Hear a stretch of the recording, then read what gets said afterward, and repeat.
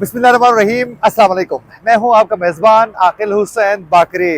नाजरीन, peoples party के chairman Bilawal Bhutto Zardari या फिर आसिफ जरदारी ने नहीं, बल्कि पीपल्स पार्टी के रहनुमाओं ने ही मुस्लिम लीग नून के परखचे उड़ा दिए हैं।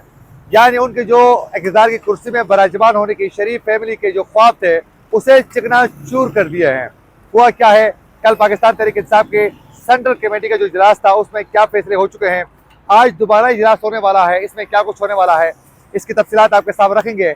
उसके साथ साथ बड़े अहम रहनुमा जो हैं वो सियासत से ही किनारा कश हो रहे हैं, पार्टी की सदारत छोड़ रहे हैं और फिर सियासत से ही वो मुस्तफ़ी होकर बिल्कुल ही किनारा कश हो रहे हैं। वजह क्या बनी है, इमरान खान के हवाले से कौन सा बड़ा डिसीजन होने वाला है और कौन से एक अहम जर्नल ने इमरान खान से अडयाला जेल में मुलाकात किया है, इसकी मुकम्मल तफसीलात आज के इस वीलॉग में आप तक पहुँचाएंगे। अगर आप लोगों ने अभी तक हमारे चैनल को सब्सक्राइब नहीं किया है तो हमारे चैनल को ज़रूर सब्सक्राइब करें और बेल आइकन क्लिक करना ना भूलिए, ताकि इस तरह की अपडेट्स जो हम आप तक पहुंचाना चाहते हैं वो बर वक्त आप तक पहुंच सके।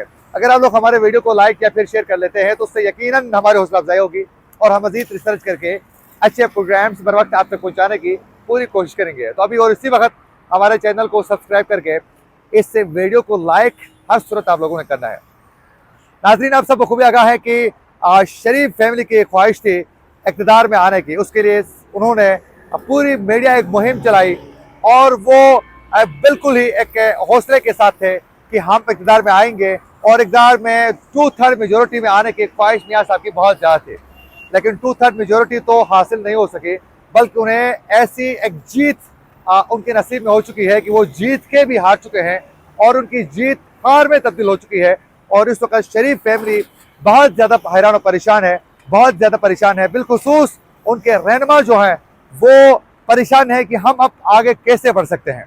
यानी इस वक्त पाकिस्तान तहरीक इंसाफ के बाद दूसरी बड़ी जमात जो है मुस्लिम लीग नून है।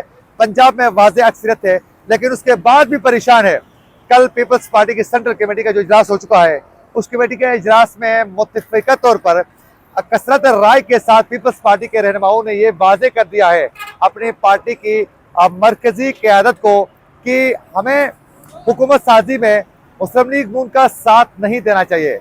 हमें अवामी मैंडेट को तस्लीम करते हुए हमें तहरीक इंसाफ जो सबसे ज़्यादा वोट हासिल कर चुकी है, तहरीक इंसाफ, हमें इक़्तिदार उनको मुंतकिल करके हमें अपोजिशन बेंचों में रहना पड़ेगा और हमें रहना चाहिए, ताकि हमें आगे बढ़ने में आसानी होगी और हमारी पार्टी की साख्त को नुकसान नहीं पहुँचेगा।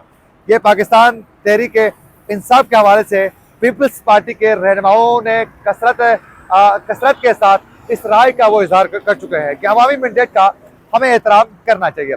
अच्छा, उसमें से पीपल्स पार्टी के चंद रहनुमाओं की ये भी राय थी, उन्होंने ये भी बता दिया है कि हमें तहरीक इंसाफ के साथ बातचीत करनी चाहिए हुकूमत साजी के मामले को लेकर।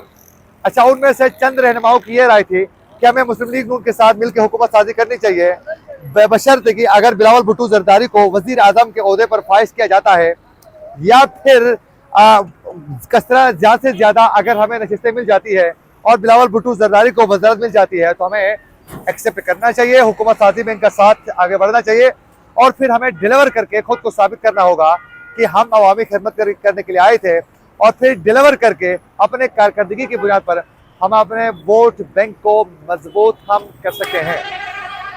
यूँ पीपल्स पार्टी की कल की सेंट्रल कमेटी के इजलास में रात तक जारी रहा। उस रात तक जारी रहने वाले इजलास में कसरत राय के साथ जो सबसे ज़्यादा मजबूत राय सामने आई वो अपोजिशन में रहने की राय सामने आई थी। चंद रहनुमाओं ने तहरीक इंसाफ से बात करने का और चंद रहनुमाओं ने मुस्लिम लीग नून के साथ मिलकर हुकूमत साजी के लिए ये राय का इजहार वो कर चुके हैं। तो आज दोबारा पीपल्स पार्टी की सेंट्रल कमेटी का इजलास दोबारा होने वाला है। आज फाइनल डिसीजन होगा कि पीपल्स पार्टी किस समत में चली जाती है। अगर पीपल्स पार्टी, मेरी ज़ाती राय ये है कि अगर पीपल्स पार्टी मुस्लिम लीग नून के साथ हुकूमत साजी का हिस्सा बन जाती है तो पीपल्स पार्टी की सियासी साख जो है वो बहुत ज़्यादा मुतासिर होगी और अगले इंतखाबात में पीपल्स पार्टी का वोट बैंक बहुत ज़्यादा मुतासिर हो जाएगा, क्योंकि सबसे ज़्यादा नशस्तें मुस्लिम लीग नून के पास है। तो पीपल्स पार्टी वफाक के अंदर कोई एक्स्ट्रा बड़ा डिमांड करने की पोजीशन में भी नहीं है।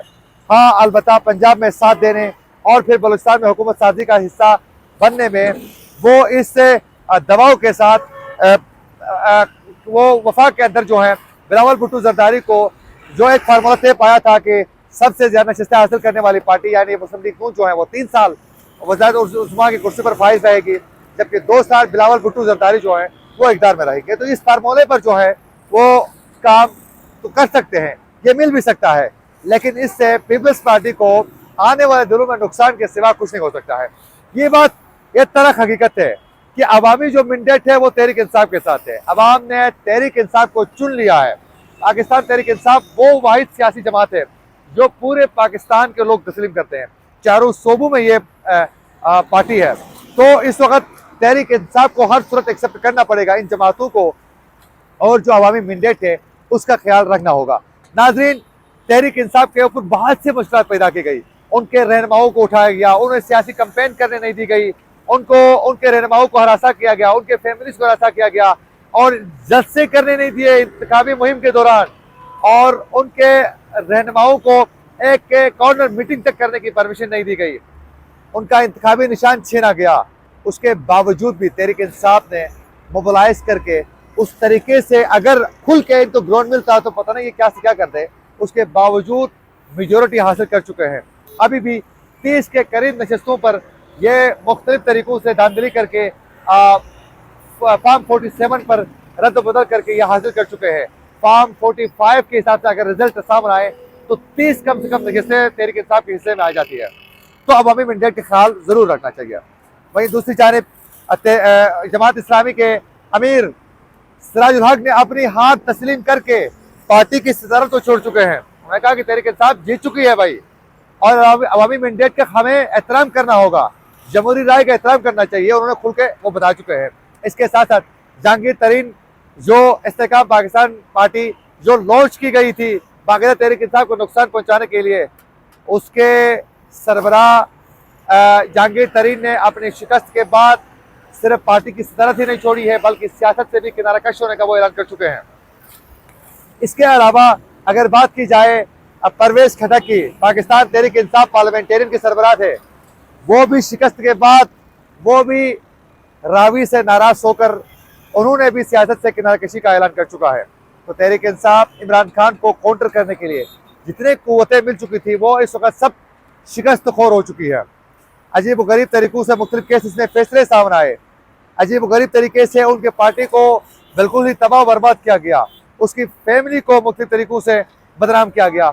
उसके बावजूद इमरान खान इस वक्त पाकिस्तान के मकबूल तरीन रहनुमा के तौर पर सामने आ चुके हैं। तो भाई ग्राउंड इस वक्त तहरीक इंसाफ के लिए बन रहा है। केपी में तो हुकूमत बना लेंगे तहरीक इंसाफ वाले। वफाक के अंदर अगर तहरीक इंसाफ को हुकूमत नहीं दी जाती है तो फिर ये जो हुकूमत बनेगी ये माशी फैसले IMF के साथ मुज़ाकरात कोई भी बड़ा डिसीजन करने की पोजीशन में नहीं होगी। IMF वाले तरीके से कहेगी कि भाई आप लोगों के पास अवामी मैंडेट मौजूद ही नहीं है, हम आपका साथ कैसे दे दें, आपके ऊपर ट्रस्ट कैसे करें। तो फिर माशी इस्तेकाम, सियासी इस्तेकाम पाकिस्तान में अगले 5 साल तक आने के इम्कान ही नहीं है। अगर तहरीक इंसाफ को हुकूमत नहीं दी जाती है, अवामी मैंडेट का ख्याल नहीं रखा जाता है, अवामी मैंडेट का एहतराम नहीं किया जाता है, तो फिर पाकिस्तान मजीद माशी बहरान का शिकार हो सकता है। इसी के साथ अपने मेज़बान आकिल हुसैन को दीजिए इजाज़त। अल्लाह ने के बाद।